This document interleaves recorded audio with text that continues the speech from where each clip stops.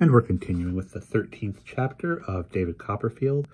After 6 terrible days on the road, David is finally in Dover. I inquired about my aunt among the boatmen first and received various answers. One said she lived in the South Foreland Light and had singed her whiskers by doing so. Another said she was made fast by the great buoy, that she was made fast to the great buoy outside the harbor, and could only be visited at half tide. A third, that she was locked up in Maidstone jail for child stealing. A fourth, that she was seen to mount a broom in the last high wind and make off for and make direct for Calais. The shopkeepers generally replied, without hearing what I had to say, that they had got nothing for me. I felt more miserable and destitute than I had done at any period of my running away. My money was all gone. I had nothing left to dispose of. I was hungry, thirsty, and worn out, and seemed to dissent from my end, as if I had remained in London. At length I went into a little shop and inquired if they could have the goodness to tell me where Miss Trotwood lived. I addressed myself to a man behind the counter, who was weighing some rice for a young woman, but the latter, taking an inquiry to herself, turned around quickly. "My mistress," she said. "What do you want with her, boy?"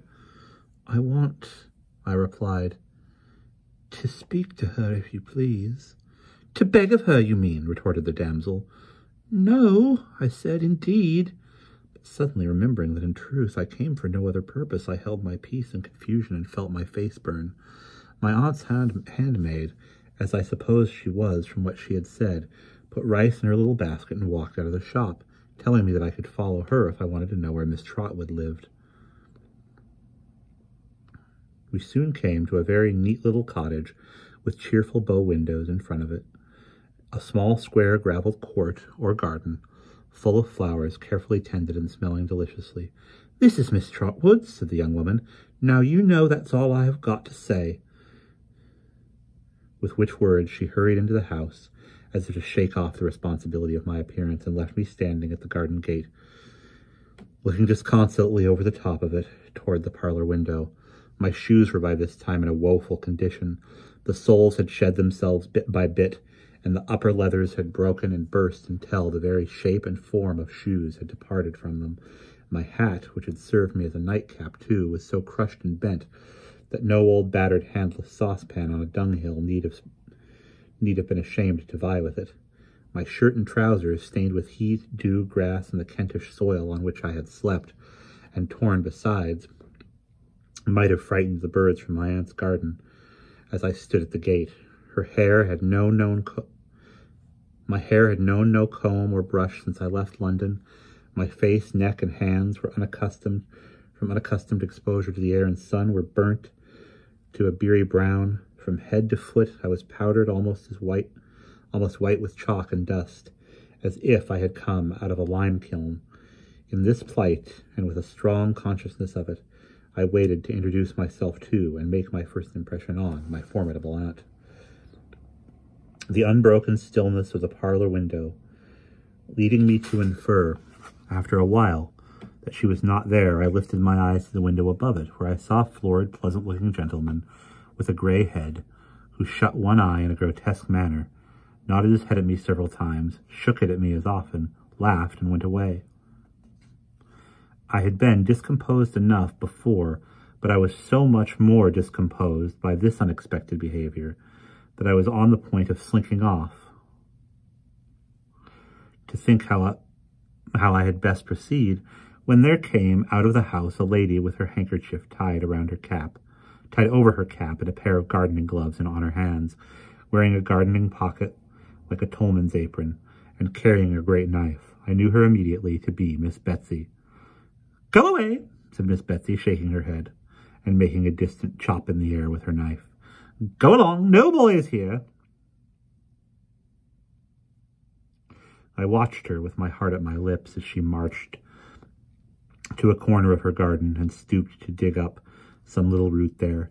Then, without a scrap of courage, but with a great deal of desperation, I went softly in and stood beside her, touching her with my finger.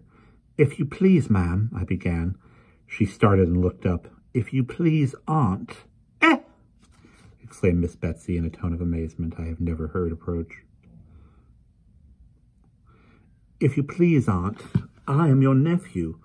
"Oh, Lord," said my aunt, and sat flat down on the garden path. "I am David Copperfield of Blunderstone in Suffolk, where you came on the night when I was born and saw my dear mamma. I have been very unhappy since she died. I have been slighted and taught nothing, and thrown upon myself and put to work not fit for me. It made me run away to you. I was robbed at first setting out, and have walked all the way and never slept in a bed since. I began the journey," here my self-support gave all at once, and with a movement of my hands intended to show her my ragged state, and call it to witness that I had suffered something. I broke into a passion of crying, which I suppose had been pent up within me all the week. My aunt, with every sort of expression but wonder discharged from her countenance, sat on the gravel staring at me until I began to cry, when she got up in a hurry, collared me, and took me into the parlour. Her first proceeding there was to unlock a tall press, bring out several bottles, and pour some of the contents of each into my mouth. I think they must have been taken out at random, for I am sure I tasted aniseed water, anchovy sauce, and salad dressing when she had administered these restoratives. As I was still quite hysterical and unable to control my sobs, she put me on the sofa with a shawl under my head and a handkerchief from her own head under my feet, lest I should sully the cover, and ejaculated at intervals, "Mercy on us!" leaving these exclamations off like minute guns.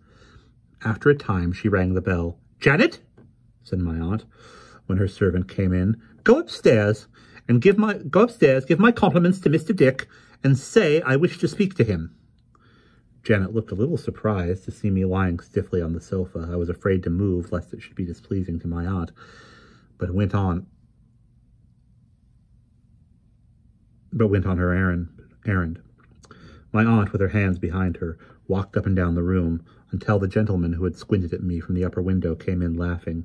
"Mr. Dick," said my aunt, "don't be a fool, because nobody can be more direct than you can when you choose. We all know that, so don't be a fool, whatever you are." The gentleman was serious immediately and looked at me. I thought that he would entreat me to say nothing about the window. "Mr. Dick," said my aunt, "you have heard me mention David Copperfield. Now don't pretend not to have a memory, because you and I know better." "David Copperfield," said Mr. Dick, who did not appear to me to remember much about it. "David Copperfield. Oh, yes, to be sure, David, certainly." "Well," said my aunt, "this is his boy, his son. He would be as like his father as it is possible to be, if he was not so like his mother too." "His son," said Mr. Dick. "David's son." "Indeed." "Yes," pursued my aunt, "and he has done a pretty piece of business. He has run away. His sister Betsy Trotwood never would have run away." My aunt shook her head firmly, confident in character and behaviour of the girl who never was born. "Now you see, young David Copperfield, and the question I put to you is, what shall I do with him?" "What shall you do with him?" said Mr. Dick feebly, scratching his head. "Oh, do with him? Yes," said my aunt with a grave look, and her forefinger held up. "Come, I want some very sound advice." "Why, if I were you," said Mr. Dick, considering and looking vacantly at me, "I should—" The contemplation of it seemed to inspire him with a sudden idea, and he added briskly, "I should wash him. Janet," said my aunt, turning round with a quiet triumph which I did not then understand. "Mr. Dick sets us all right. Heat the bath." Although I was deeply interested in this dialogue, I could not help observing my aunt, Mr. Dick, and Janet while it was in progress, and completing a survey I had already begun engaged in making of the room. My aunt was a tall, hard-featured lady, but by no means ill-looking. There was an inflexibility in her face, in her voice, in her gait and carriage, amply sufficient to account for the effect she had made upon a gentle creature like my mother, but her features were rather handsome than otherwise. Though unbending and austere, I particularly noticed that she had a very quick, bright eye. Her hair, which was gray, was arranged in 2 plain divisions, under what I believe would be called a mob cap. I mean, a cap much more common then than now, with side pieces fastening under the chin. Her dress was of a lavender color, and perfectly neat, but scantily made, as if she desired to be as little encumbered as possible. She wore at her side a gentleman's gold watch, if I might judge from its size and make, with an appropriate chain and seals. She had some linen at her throat, not unlike a short collar, and things at her wrists like little shirt wristbands. Janet had gone away to get the bath ready when my aunt, to my great alarm, became in one moment rigid with indignation, and had hardly voice to cry out, "Janet! Donkeys!" Upon which Janet came rushing up the stairs, as if the house were in flames, darted out a little piece of green in front, and warned off 2 saddle donkeys, lady-ridden, that had presumed to set hoof upon it. At this hour I don't know whether my aunt had any lawful right of way over that patch of green, but in whatever occupation she was engaged, a donkey turned the current of her ideas in a moment, and she was upon him straight. There were 3 alarms before the bath was ready, and on the occasion of the last, the most desperate of all, I saw my aunt engaged, single-handed, with a sandy-headed lad of 15, and bump his sandy head against her own gate before he seemed to comprehend what was the matter. When I had bathed, they, I mean my aunt and Janet, enrobed me in a shirt and a pair of trousers belonging to Mr. Dick, and tied me up in 2 or 3 great shawls. What sort of bundle I looked like, I don't know, but I felt a very hot one. Feeling also very faint and drowsy, I soon lay down on the sofa again and fell asleep.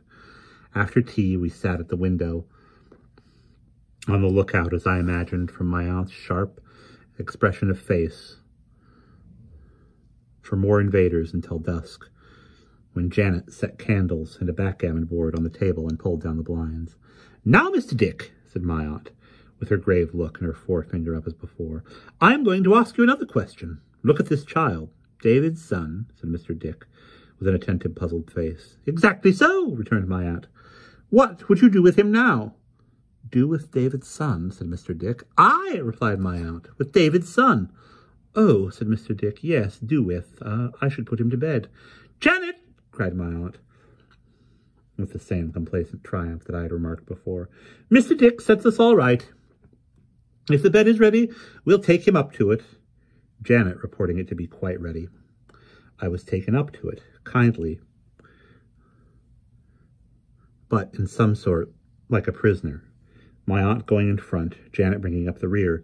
The only circumstances which gave me any new hope was my aunt's stopping on the stairs to inquire about a smell of fire that was prevalent there, and Janet's replying that she had been making tinder down in the kitchen of my old shirt.